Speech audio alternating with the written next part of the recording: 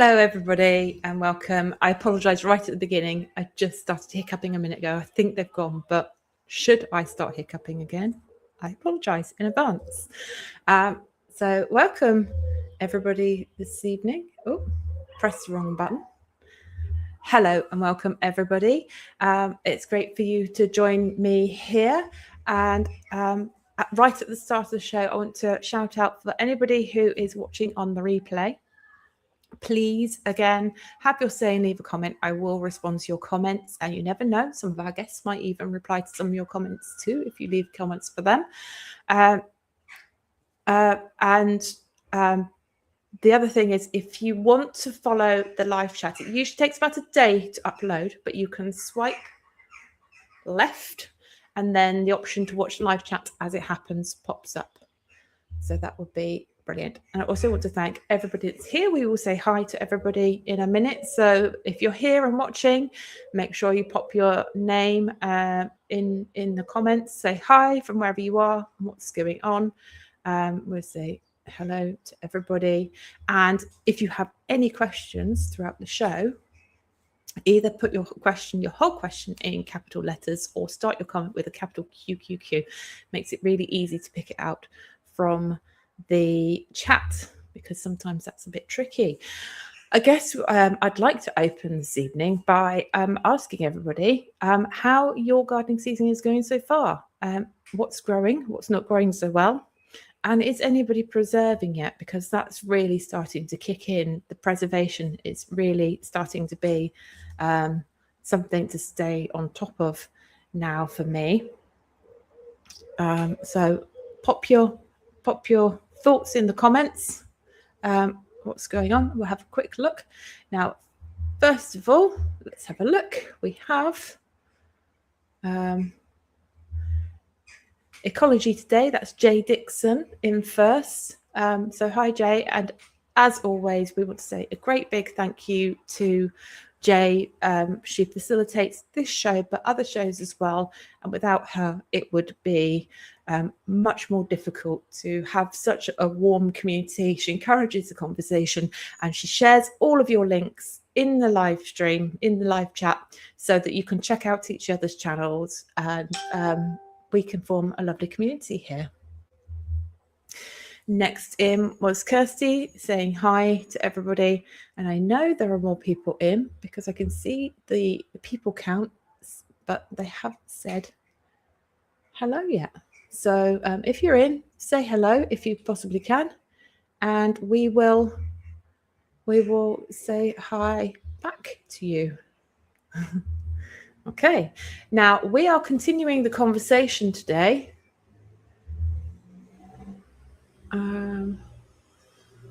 Where are we? There we go.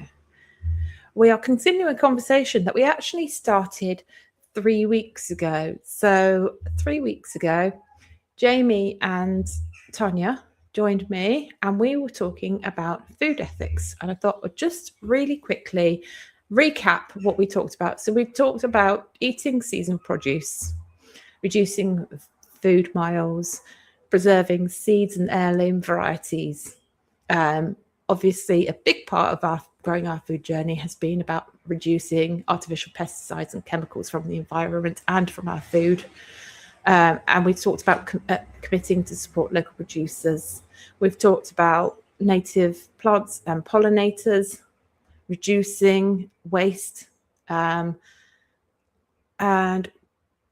we've talked about rearing animals as well. So we talked about the state of chicken welfare, and even free range not being as good as it's made out to be. And that's really important because of the volume of chicken that is eaten all around the world, but in particular the UK and the United States. There are lots of chickens eaten. And we also talked about the fact that our animals are not being transported as far to go to the abattoir. We're talking about the quality of the animal's life and also the nutrition of the meat. And we also had a really lovely conversation because Jamie and Tania keep Balawen sheep, and we talked about supporting the rare and endangered breeds. So we're going to continue that conversation today. The other thing I wanted to remind you about just before I introduce our guests is the guests I have on the show today are part of a collaboration which is across the holdings, and our videos are all due out next week.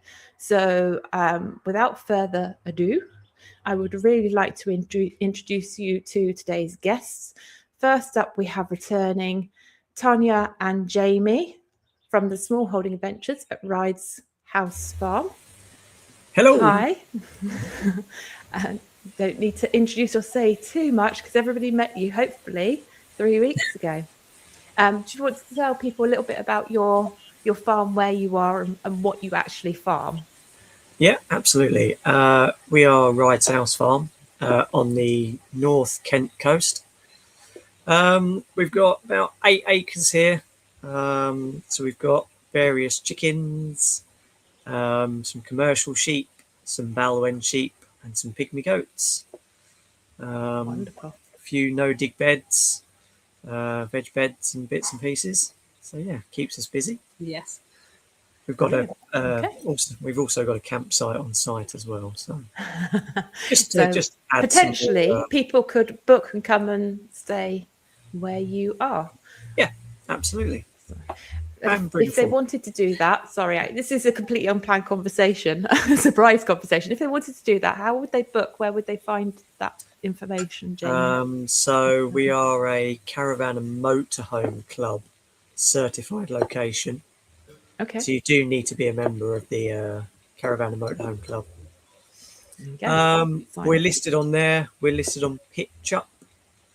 And we're also on Search for Sites. Yeah, Search for Sites. And if you Google Ryde's House Farm, you'll see our website, and that will take you to one of the sites. It's got all the contact details.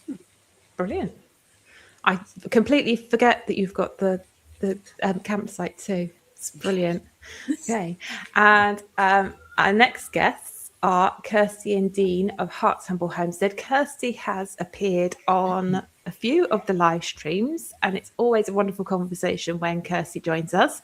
And today she's also being joined by Dean, her husband, who has been taking more of a role in the YouTube channel, and sometimes to very comedic effect. So it's always amazing. Always makes me laugh. We actually had a conversation just before we started about your last video where you had gone to such trouble to label and mark all your tomato seeds. And then Dean goes, they could do with the water. And all the seeds got washed. I just come in and cause chaos. And I couldn't stop laughing. That's what I do. And just for people that haven't met you guys before, would you like to tell people whereabouts in the country you are and what sort of content you make on your channel? Yeah, we're in the northeast of England. We're in the Yorkshire-Durham border, and we don't have a small holding because I got ill. So we've put an offer on our dream property with some land, and I got ill. We need to pull out. I lost my job, and so now we're doing as much as we can on barely any space. So that's why I created the channel, really, because I think we were very much, when we get the land, when we do this, when we get the bigger kitchen so we can have more in the pantry, and we realized that wasn't happening for us currently, so we just wanted to continue just doing what we could where we were, and that's what we wanted to share with others as well. Yeah, and it's really useful because it's one of the things that actually happened to me. There was a really long wait time for my piece of land.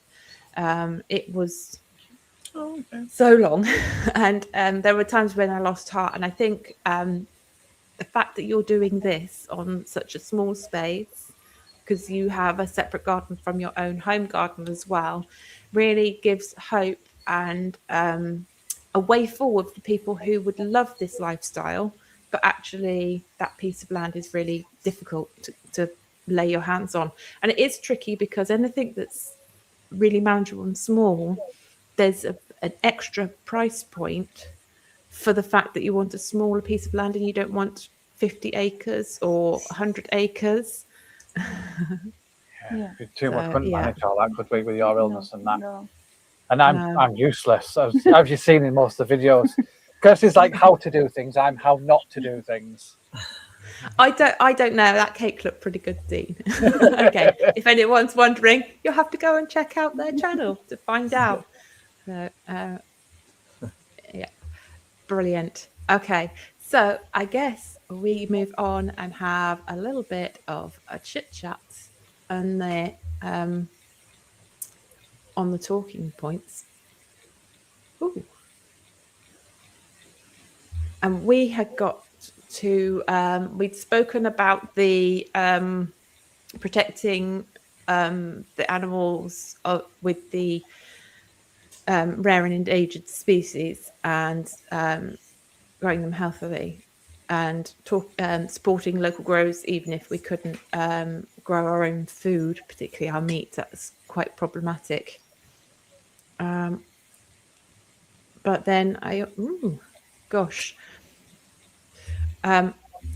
had this as a heading, which is using less heavy machinery, and I don't know whether to show it. There was a link, but it doesn't show up very well.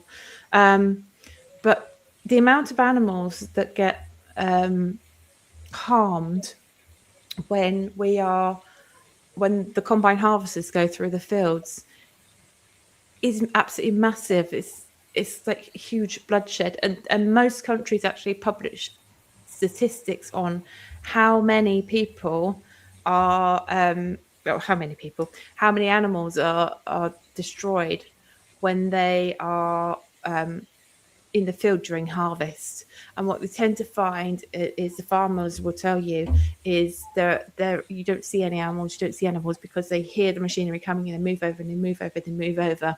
And when you do the last pass through the last stand, that's where they've got nowhere further to run, and it's quite a horrible thing. So I've waffled a lot there.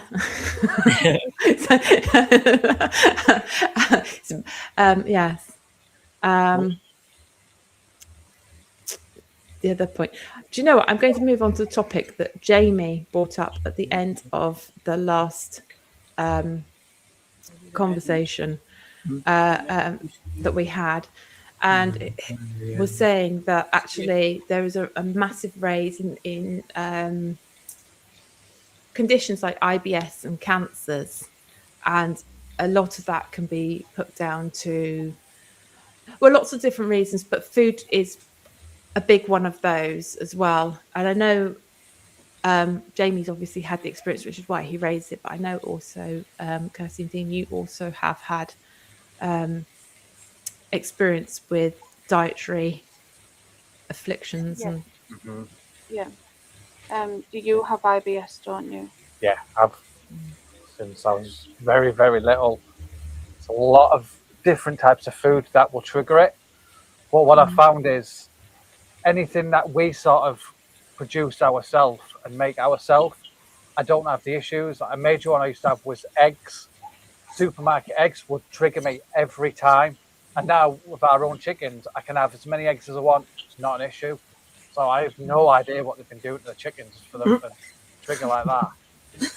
Like crazy. Like the first time the chickens had an egg, I was like, I'd really like to try one of these. Well, I know it's going to make me bad. I'll give it a go though, because that's all I'm like. And I was like, it didn't do anything. Yay! It's fine. It's fine. I can do it. Brilliant. Yeah. With me, it's the natural flavourings and things that they're putting in everything. So I've got a few illnesses, and certain foods flare up the symptoms. So especially things like takeaways, they're a huge one. So we think, oh, we'll have a takeaway just because we've had a busy couple of weeks. But then I'll be ill for days and days and days. It's just not worth it anymore. Yeah, and then it sets his IBS off as well. So we're both... If we have a takeaway, I'm useless for 3 days. I'm sat on that toilet. That's it. I'm gone for 3 days. That's no good. Yeah.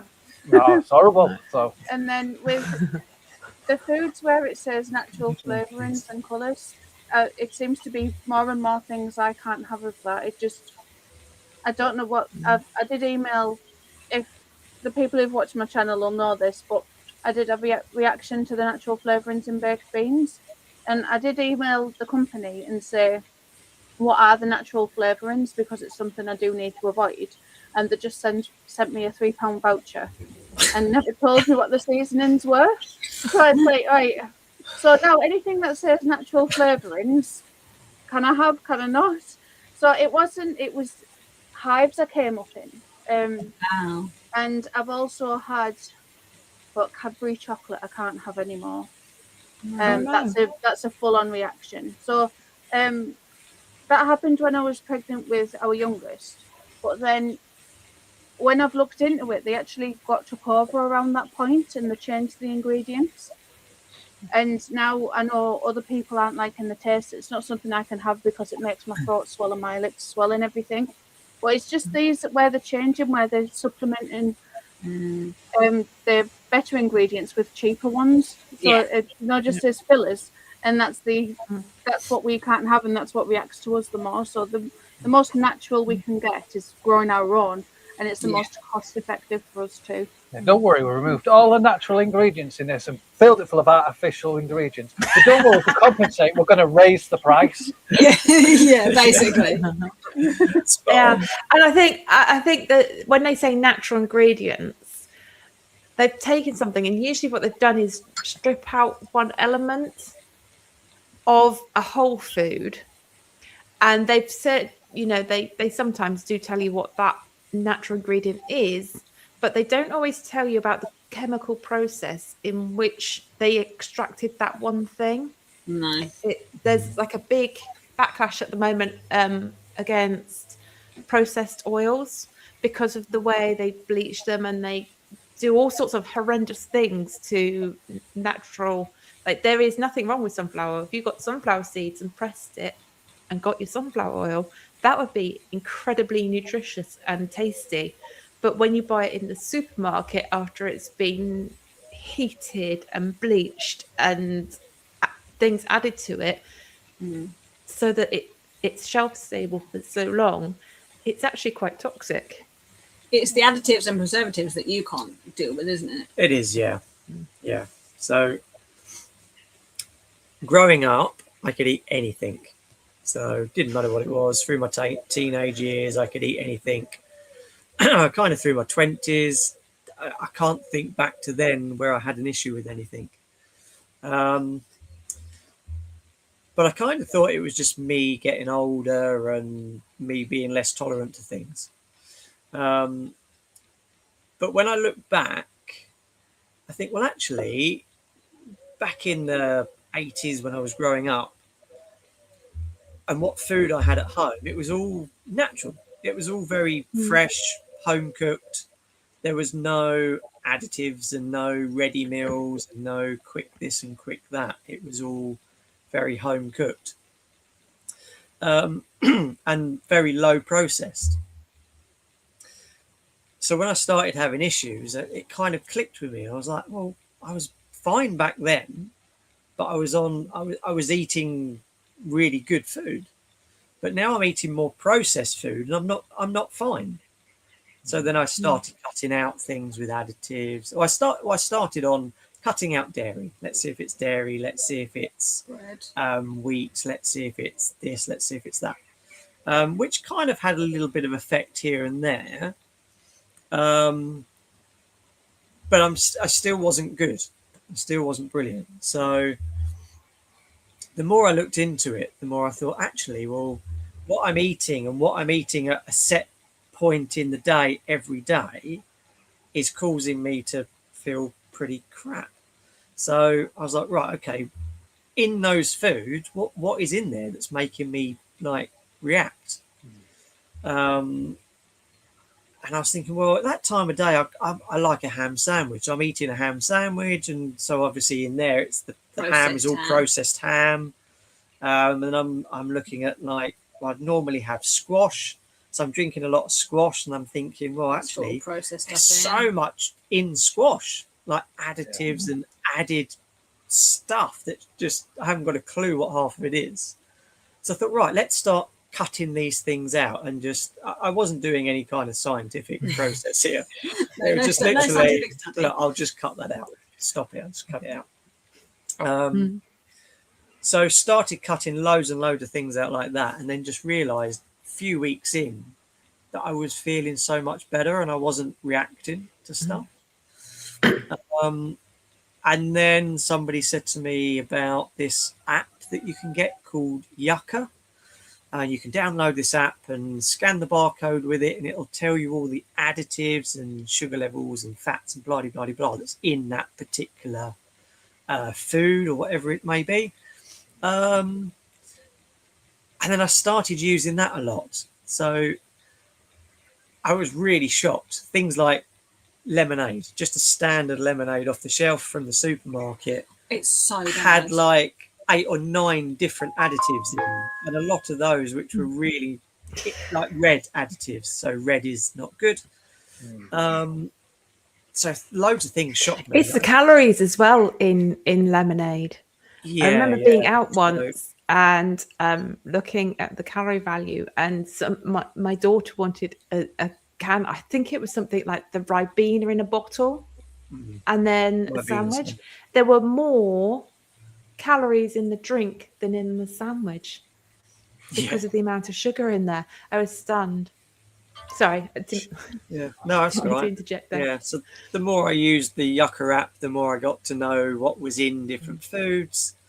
And now I can sort of, if I do sort of shop, I can use that Yucca app or know what I can buy from the shop that has got very little or low additives and rubbish added. So, yeah, I'm 99% sort of okay most days. Brilliant. I just thought I'd check back in with the chat to see who's arrived, and we have got our friend Bowtied Life, David from Florida, said Triple G, greetings, global gardeners from the heart of Old Destin, where new plants are being potted by the dozens and every spare inch of garden space is under negotiation. I know that feeling. I've filled my garden already, and I was walking around with a tray of squash earlier going, where are you going? Where am I going to put you? As you do. Jay made a very interesting comment, which is with the big farm machinery, there would be a massive cost saving if we didn't have to run those. And looks like your daughter showed up, Kirsty. Yeah, So your input would be good. yes, when she found out that it was about the additives and things, she said that Like, I can more share this. Smarties. Yeah, so when Do she you remember Skittles always used to be no artificial colours and preservatives, and they've just given up on that completely now. have they? I don't eat Skittles; it's not a thing. But I saw them I the other love day, and I thought, oh, I love I Skittles. I saw them. I don't eat them. They taste too not like real Artificial. fruit. Artificial, yeah. Maybe that's why. And they've just completely given up on being Natural fruit juice and things. natural. It used to be fruit extracts and things, and dyed with beetroot and different things. Hi Rob, nice to see you in. And I have to say, Rob came to visit me with Pete last Sunday, and it was so nice. We just sat and chatted all afternoon. We didn't film a thing, and actually we got to the end and we weren't sorry at all, because I think sometimes as a YouTube creator you can become too busy chasing the always be content thing. You don't have to film everything. Sometimes you can form friendships and you can just have a conversation with a friend and you don't have to film it. It doesn't have to go on YouTube. Yeah. So just putting that out there. But Rob, brilliant YouTube channel, and Pete, so go check them out. How's vacation? I don't know if Rob's home or still down with us, because it was going to be a long one. And hi Eddie. How are you? Yes, Dave's here, so it's not going to be quiet. Just see if there's anybody else in there.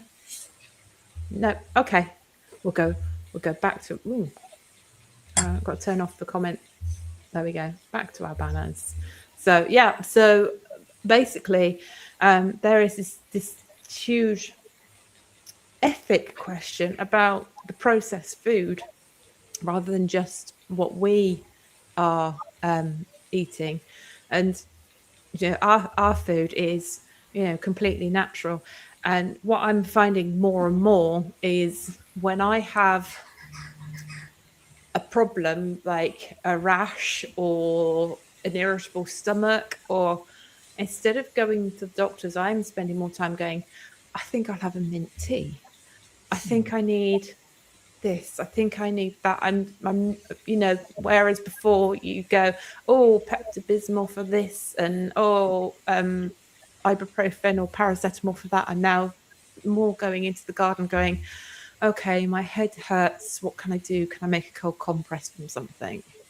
A nice cold pad on the head, and then put, some mint leaves in there. mint seems to be a real favourite for me. Maybe get something lavender going as well to, inhale. I don't know whether you guys find that also or not. Well, I know you do, Kirsty. Yeah, it's the same with the skincare side as well. Because not only are the additives in our foods, they're in what we put on our skin as well, aren't they? So, Kirsty, you can use the Yucca app for that as well, because that's what the Yucca app was originally made for. I use it for shower gel, shampoos, deodorant, all those things. That's what it was originally used for, was for it was the skincare and anything like that. So, and that is as well great, because I was getting like eczema under my arms, and I thought, is it deodorant or anything? So I used the Yucca app to get a really good deodorant. And now I have no issues. Oh, lovely. We'll have to have a look at that. Yeah, definitely. Thank you. Yeah, it's a brilliant app. Brilliant app. Yeah. But It is a scary app. It's interesting. I just had a thought, because Lou from Fields and Flocks actually makes her own deodorant. Me and my daughter make our own as well. Like, you need to put a video about how to do that, Kirsty. And then I can copy you, because I do that all the time. I know.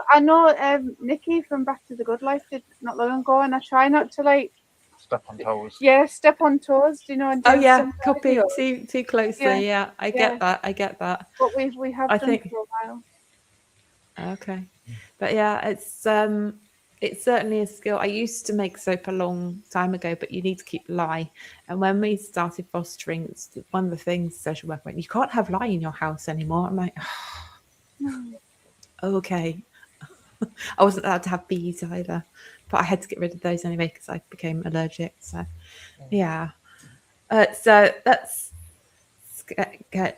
one thing. But again, I think another amazing and big and brilliant thing that we do is contribute to the community, because we share our information with people. All of us are creators, and also a lot of people in the audience are creators. I think we spend a lot of time introducing people to gardening, introducing people to a different way. How you feel about that? Rather than me talking to them. I think like gardening thing was going back was a lot more prevalent than it is, and everyone now has just become accustomed to this consume culture. I want it now. I can't be. I'll wait to grow. I'll just go and get it, and I'll grab this and I'll grab that, and it doesn't help in the long run. I think if you take the time to learn what you need to do, it's going to benefit you a lot in the long run. You get a lot more skills, getting better quality food, better quality meat. It's just I think it's just too many people with it stuck, and we need to reach out to that side of things and get them into this. Yeah. I think that's true. What you say, people get impatient, and I think people's brains are actually changing because we're so used to, the mobile phone and the scroll and the instant dopamine and the hit and Amazon. And I remember, no, I don't remember. It was literally last week because it just arrived today. I had to order something from Amazon and it wasn't on next day Prime. I had to wait for 7 days. What? I know, right? I'm like, well, I pay Prime. And I was like, hang on a minute. How dare what's gotten into you? And I think that's kind of the society we've got. And, you know, when you think in terms of, you know, I want a carrot in August, I'm going to have to sow them in May or June, or probably May, maybe the end of April, depending on the variety. That, for a lot of people, is a big thing to get their heads around, isn't it? Yeah, definitely. Which is a shame, because it wasn't that long ago where everyone was growing in their own back gardens.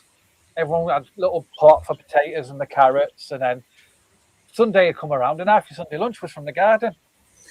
Yes. And now it's not. Soon It's being sad. forgotten, It's hasn't it? saddening, really.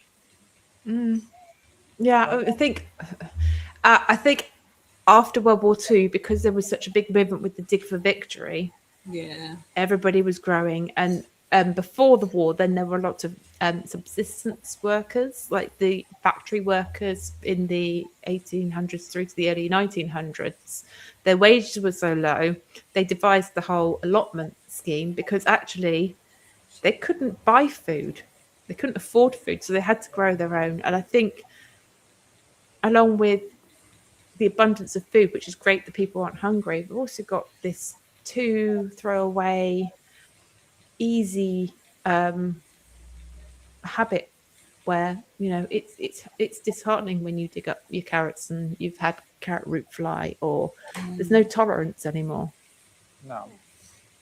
But I don't think it helps either. Like when they're given to supermarkets, it has to be this perfect carrot or a perfect potato, perfect pasta. And it's like, the wonky veg it tastes the same. It doesn't matter. Just bag it up. Yeah. Well, it's just wasted produce. Yeah. Nutritional value. Oh, I don't want Yeah. a carrot. I want one this big. That's a set diameter, so it looks pretty on my plate. Doesn't matter. You're going to eat it. Carrot. Spread Yeah. Very true. So Very that- practical.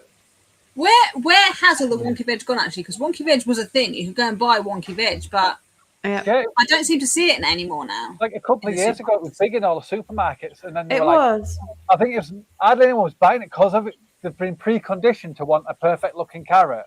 I think that Yeah. people going in just going, oh well, I don't like how that looks, so I think they fizzled So it. they must have scrapped it. I remember it was a massive thing, and the Yeah. wonky veg was cheaper than the correct veg.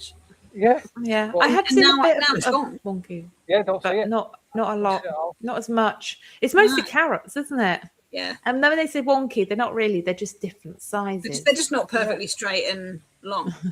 Yeah. Yeah. It's not your typical Rudolph carrot, as I call it. But it's like Yeah. pristine, yeah. Carrot's a carrot. You're gonna eat it. It doesn't matter. Yeah, and you rarely serve whole carrots. You usually slice them, kind of, or ring them, don't you? I normally do. I normally do circles of carrots, just chop, chop, chop, chop, chop, chop. I just It's eat it easier. raw. Yeah. I just walk around with it in my mouth. Like, look at me,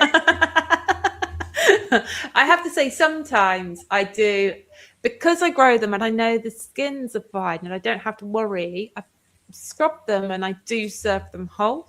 I just roast We never them. peel carrots. No, Good wash, I yeah, mean, right. you would if you got them in the supermarket, though. Oh yeah. No, I can't. Yeah.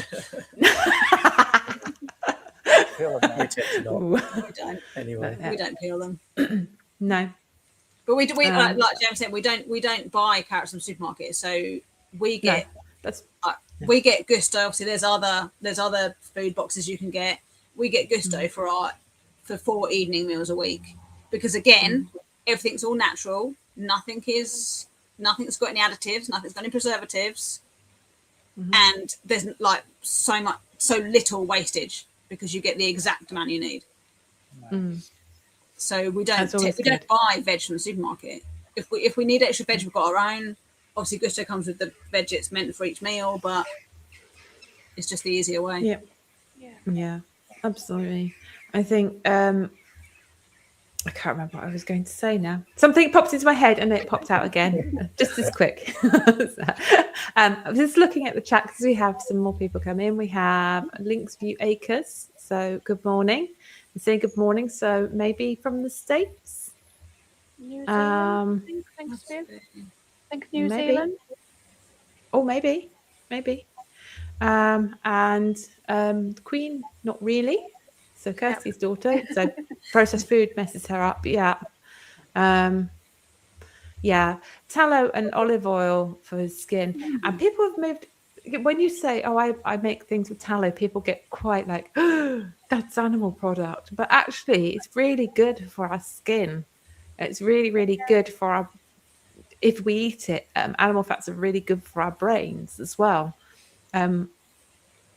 Too much fat is not a good thing, but actually, our bodies need a certain amount of fat to grow. Our brains are mostly made, or a high percentage of our brain is made of fat. And if you're not having enough fat and your body is stripping that out of your brain to compensate for the fact you haven't enough in your diet, then you're actually slowly destroying your brain.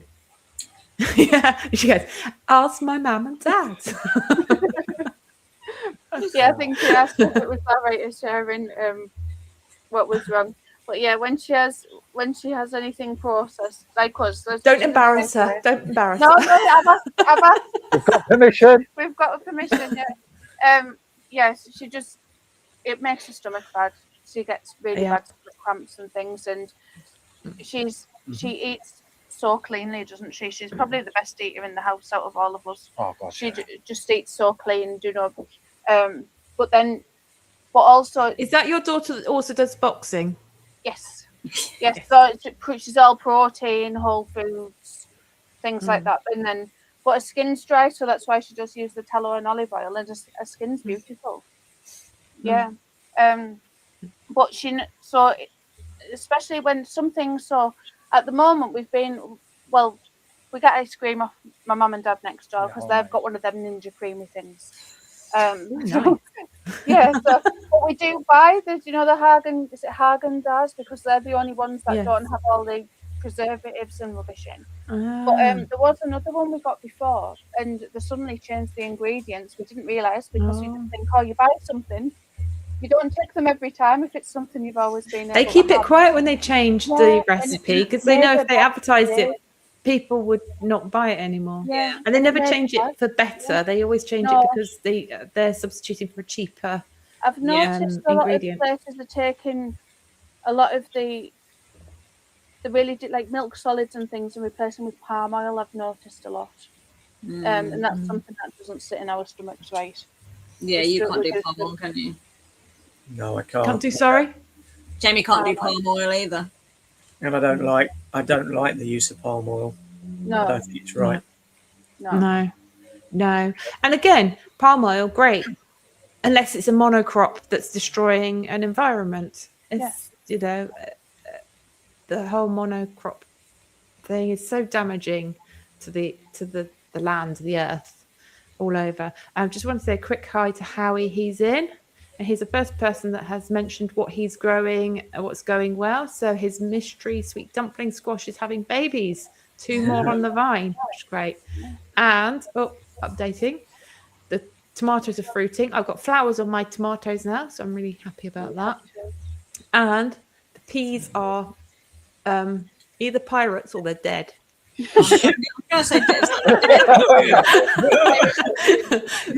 My peas, I've grown mange too, and I am picking a litre box every day full. So I've got a lot of peas. I'm very pleased with my peas. We picked ours today, but it was ones that I'd left to die back last year. And the ones that we tried to grow this year didn't do too well. The ones that we just died back and never bothered pulling out are the ones that are giving us a lovely productive crop that we were eating today, weren't we? Yep. It's not really the case. Yeah. Sometimes I think something that grows where it's happy, like where it self-seeds from old crops, always does so much better. It's so much stronger because it's found that the conditions are right for it to grow. Whereas if we've put it in a pot and grown it indoors and then hardened it off outdoors, it's not growing where it's a final climate, its final position with the nutrients in the ground. So they never grow quite as well.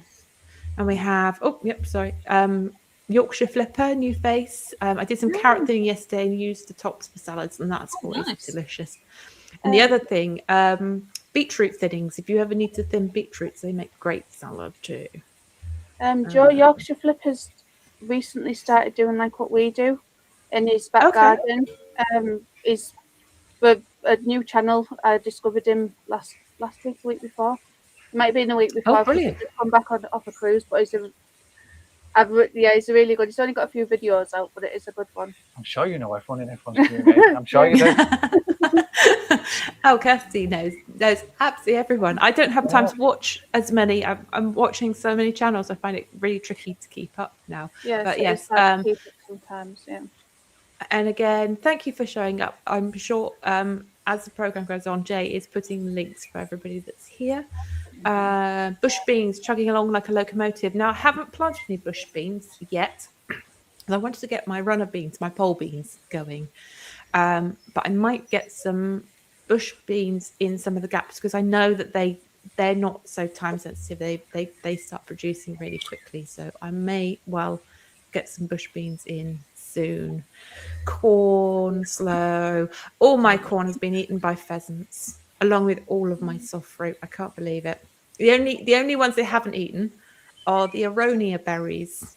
If anybody's ever tasted an aronia berry before, you will know they're really astringent. So if you don't cook them, so you add them to like pies and jams, if you don't cook them, if you have them raw, they will dry your mouth out and make you feel like you've been sucking on a sandal that's just come from the Sahara Desert, and that's too many S's for somebody with a lisp. Guessing more fermented things made for the fridge. I must have missed that comment, Eddie. So fermenting, I'm doing a lot more fermenting this year, Eddie. I've got so many moisture too. I want to preserve them. You can't freeze them; they go all floppy and soggy and disgusting. So I have done a jar of those. I'm also fermenting chard because every time I'm doing my repeat sowings with the carrots and the beetroot and everything else, I'm throwing in I'll put a chard seed in just in case some of the others don't make it. And now I've got hundreds of chard plants everywhere, and everyone made it. So. Hi, Wickershire Project. Oh, hang on. Also, Shawnee. Hi, Shawnee. Nice to see you in. Crops go in, crops go out. They'll chop it all around. Yeah. Do the hokey cokey. Yeah. And then hi, Bill from the Wickershire Project. No. Kale has bolted. Oh no, that's annoying. I like to try and keep my kale going. I'm just going to whiz through these really, really quickly. Great to see the chat. Your daughter's on it. The only thing she's growing is my cat. Well, our cats said one of our cats has taken over the produce box. That when we made that nice pantry area, she's just taken over it. So she was born on an allotment. You need to get more of those buckets so she doesn't fit in there. I did ask people what they were growing, and everybody's coming through and letting me know that they are fermenting. So Shawnee's fermenting carrot sticks, grated on my choice, garlic and ginger in there too. My ginger grew really well to start with, and then it just rotted off. I'm really distressed about that. Nice. If anyone sees anything in the chat they want to mention, do. Yeah. And Rob is saying, oh no, disappeared. What happened there? Rob's saying that hopefully some of his early potatoes will be ready when he gets back. I've got so many first earlies. I've got trays of them, so we're trying to eat them really quickly. You've eaten all yours. I couldn't wait. I took them out. They're only little. I was like, no, I'm hungry. You know those big fruit trays that you get when you go to Lidl, and they let you take the big fruit boxes. I filled some of those, so there's a lot there. Oh, lovely. Yeah. Does anyone grow large amounts of certain crops for matter or to chop and drop as mulch? Yes. We don't. Do not. Comfrey, peppermint gives a massive volume. My clover gets chopped and dropped. Anything that the pigs won't eat, to be fair, or the chickens. Yeah, but I suppose my chickens eat everything. We've got clover and rhubarb leaves. And yeah, we tend to use the rhubarb leaves, don't we, to cover things up, especially in the front garden because we get a lot of sun on the afternoon there. Yeah, it's a juggling of whether you need the space for a crop and whether you can afford to have the space to grow chop and drop. I grow a lot of it because I've got enough space to. Well, that's why we just use things like the rhubarb leaves where it's growing anyway, and then it's just like a waste product otherwise, isn't it? Yeah, we use like all the space, whatever space isn't getting grown on, like in between rows and stuff, we just let the weeds grow, and then we can give the weeds to the chickens just to try and use up as much of the land as we can. Yeah, absolutely. And chickweed grow anywhere. And that's brilliant. Could we get tips from the chat about dealing with extreme heat? This is in Europe right now. Go somewhere else. McCusley, salt pickling. Everywhere. That's what I do. A bowl of cold water to put your feet in, because all your blood circulates through your feet, cools your whole body down. That's one thing. And the other thing, and this is weird, I learned this one from sailors. We crewed a boat around Cape Cod once. It was a really amazing experience. But you get a tiny, tiny bit of toothpaste, you lather it up with a bit of water in your hand, and you wash your face with it. Tiny amount, otherwise it burns. But it feels really refreshing and cool, especially because we were sailing. You've got the breeze on your face, and it really helps to amplify that cool feeling. I'd love red sorrel for chop and drop. I've got red sorrel, but it doesn't grow that big. Okay, right. We'll go back to the conversation. So we were talking about contributing to the community and sharing information, but also the other thing we do really well, I think, is sharing our harvest. And it may not be, the huge, we're not turning up at food banks with a truck of food or anything like that, but, neighbours, friends, family, other people that are growing. And I know particularly allotmenteers are really good at that. If somebody goes, I got blight on my tomatoes, you'll have several allotmenteers turn up with a punnet of their tomatoes, and you're not going to be short. If some of your plants die off and you're like, and they see, you'll turn up at your allotment and there'll be a tray of plants, a little note, I noticed that I've got some spare broad beans or some spare brassica, and there they'll be. And I think that's something we're really good at as gardeners. I know what your experience is with that, or how you share harvest. We've done a lot of, it's not been harvested much yet because we're still quite early. But the tomato plants, we've ended up with, we only planted about 4 varieties, I think, but now we've got 18 varieties, because what we've done, we've just swapped and changed with others. So we've grew one, and then someone's like, I haven't tried that one, so we've swapped with one of them, and we've just done it that way. But we do tend to get, especially later on in the season, things like the pumpkins because a lot of people grow the pumpkins for Halloween and then they don't use them afterwards. So we tend to get a nice selection after Halloween that we can use over the winter, and then we'll replace. Do you use those to eat, or do you use those for your chickens? Both. We eat them, and then they go to the chickens as well. Seeds for next year. Yeah. I've got different varieties. All gets used, minimal waste. Yep. It's surprising. It's just obviously we don't live at the plot, and we have our council bin or municipal bin, and every time I put it out, I'm like, is it worth it? But they only collect it once a fortnight, so it is, because otherwise it'd smell really bad. But I wheel it out, and there's like just one little bag, because I'm not buying a packet of fruit in a plastic bag, or there's just not the waste. Yeah, we've recently been given them grey bins where, well, I'll show you. They're just the food waste one. Food waste. Yeah, the little. I use those to collect my compost in from the kitchen and take to the farm. Well, we've got one there with guinea pig food in and one with hay. We use everything. We don't have the little bags with food waste in because we've got one of them. They're like a polystyrene hot composters that you can put Oh yeah, meat yeah. and dairy in. Not that we ever waste.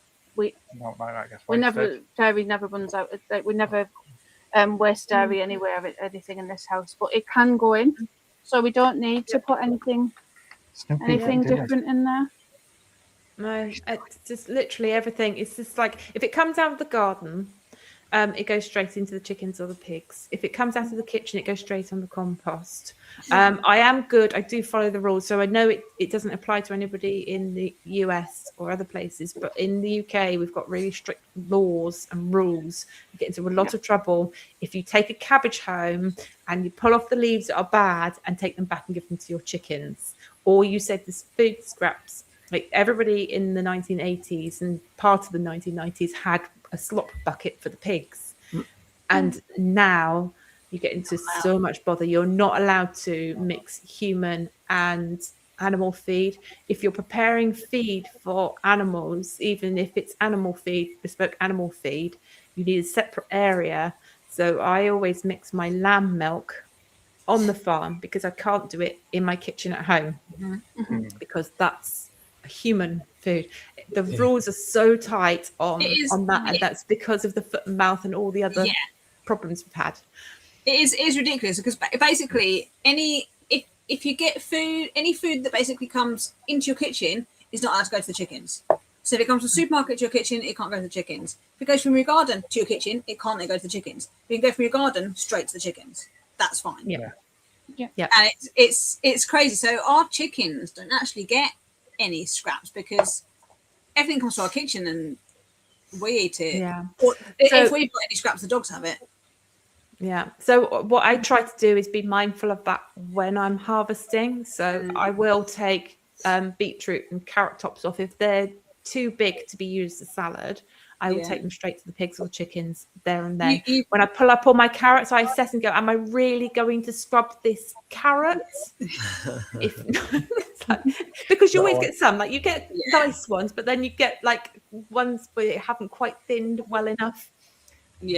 So I'm always mindful as I'm harvesting, if I take this home, is it going to get used? If it's not, who can eat it on the farm? And if they can't eat it on the farm, where can I mulch with it? And that's kind of the process I go through each time I harvest. And I quite often have like several crates. So that's a home crate, that's a pig crate. And I'm starting to get more realistic about, okay, I've got 3 crates of food to preserve when I get home now. These are the 3 crates I need to either find somebody that would like a donation or find an animal to eat it. So, No. Yeah, a lot of our waste off of our no dig beds kind of goes straight to the sheep. Yeah. Tops of things that have seeded, anything we can't use. Yeah, the sheep have it. They love it. Yeah, the sheep love it. The goats will probably like it now. We've got them. Yeah. The goats would love that. Yeah, they would. If you've got any more that have seeded or gone that you can't use, give it to the there's goats. some things that the sheep won't really eat, so it will go to the goats. Yeah. Goats great because they'll even eat the overgrown blackberries and things from the hedgerow, won't they? So it's like, yes, clear that area out. They can,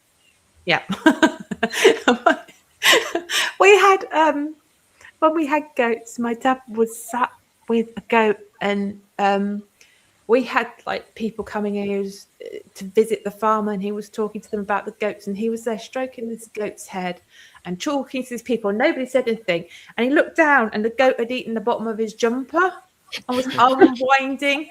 And then he just next to have a look, like pulling the wool out. He's like, "That's not good for the goats." Pulling to get this long ball of wool out because it like just nibbled a bit and then pulled and then nibbled it. They really do eat anything, So you got all that to come, Jamie. Don't wear a woolly jumper in them. Maybe we shouldn't make friends with our goats after all. Let them stay wild.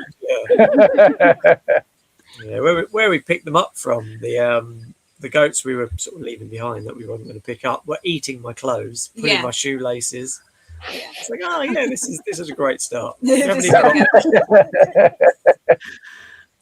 got- So I'm just looking back at the comments, and then Shawnee is saying, I would love ideas how to package garden food low cost when it is being given away. Ziplocs are expensive. A lot of people in the UK tend to put things out loose or in a tray, don't they? I try and save paper bags or envelopes, because if you think of like a paper envelope, obviously you don't want your address on it. You can peel labels off things. But like an envelope, if you've got something like beans, they fit quite nicely in an envelope, as do carrots and courgettes. And it's great because if you put courgettes in an envelope and hand it, go, oh, it's something from the garden, they take it and you can run before they know it's courgettes. I don't know if any of you guys have any ideas. We get a lot and give a lot away in just old plant pots, because they're just what we grab to harvest things if we forgot to bring something out. So we just throw it in a plant pot, and especially ones that you get when you buy a plant and you want it in the ground, so they're a decent sized one, but you don't really use them. So we just do that, and we get plenty of plant pots back, and we give plenty to others. I think that's probably because we have loads. We just have loads of random pots now. Use anything you can put stuff in. I've used my hat before. Just like, I'll do. There's always the old Amazon box. Let's face it, everybody has an Everyone's got Amazon that. box. Yeah. Any boxes will do. Yeah. Yeah. Plus, And the other thing you can do is tie things up with string. Bundle things with string. It depends what it is, really. Any other great brainstorm ideas on? I generally use the plastic takeaway containers. Yeah. They get washed out, sterilised, and then use those. Generally get those from just passing produce from friends to friends. Yeah. They give you one of those, and then somebody else gives you one of those. You end up with a bit of a collection, and then We have many. produce goes in them and goes back out to people. And they're quite good. And sometimes if you do buy vegetables and things in the supermarkets, I've done it before, where you get like a peaches, because I can't grow peaches. You get like a tray with like 5 peaches in, or 3 peaches, whether you get the flat ones or the regular shaped ones. And those trays are quite a nice size for like a small portion of vegetables too. So it's keeping. It's just every time something arrives, and I've got loads of friends, and they've learned, if they give me old egg boxes that they've picked up from the supermarket, they quite often get them back, but with eggs in again. It's like magic. So people do tend to bring me egg boxes quite a lot, which is helpful. Yeah, and so I guess that's another thing. You know, if people are appreciative of the food, just go, bring your container back. I can refill it for you. Maybe. Yeah, it doesn't have to be anything expensive or extravagant, because it's fresh produce. It doesn't last that long to begin with anyway, unless you're preserving it or canning it, whatever you need to be doing with it. So it's the simplest of tubs. It's like, you've got a few days, same as anything else. A really long time ago, I needed Pringles. Pringles is something we just don't eat because they're not very healthy. But I needed Pringles tubes because I needed a mold, and they're foil lined and they work quite well as a mold. And I put on Facebook, I'm like, if anyone's got any Pringles tubes, could they please drop them in? And I had about 200 Pringles tubes. They're brilliant because you can put things in them, and you've got a lid, so you can hide courgettes in there. Sorry, there's the thing going on. You can hide courgettes in there. Like there are a few ideas, Shawnee. A few ideas. I better start eating Pringles. No, they're not good for you, but there are people that eat them. So. Oh, yeah. You haven't run that through your app, have you? Oh, I don't have any issues. I'm okay. I can eat what I want. No. Time doesn't Run run it through the through app. apps. You'll be horrified. So Phil's saying that Shawnee, I've got to read this out because this is so true. So Shawnee has the most adorable storytelling on her lives. The whole family, enjoy it. Dave Knight is right. Turn that into a children's book. So good. So every time Shawnee gets a new member to her channel, she reads the story, and they're always amazing. And she has an amazing radio voice. It's very smooth. So if anyone wants to find a new channel to listen into, Shawnee is a really good one. What's this bill saying? Shawnee, we grow and collect and make local deliveries, 4 or 5 neighbours to hand out excess to. Yeah. And I've been thinking that we've actually got below our library, because the library is actually upstairs in our little village town hall. They have a day centre for elderly people, and they have like open days where anybody can go in. So maybe that's the place that I could take spare lunch to, because I seem to have a lot of it. Rules are meant to be broken. Just kidding. I missed the first part of that. So that was about the not putting stuff through the kitchen and into the chickens. Yes. Yeah, and I do know some people do it, and I saw a YouTuber, I'm not going to mention a name, who bought pasta from home as a treat for her chickens, and I thought, don't put that on your YouTube channel, because you'll get into trouble if the wrong person sees it. Yeah, exactly. I'm just like, no, if you want to make pasta for them, yeah, make it at the allotment.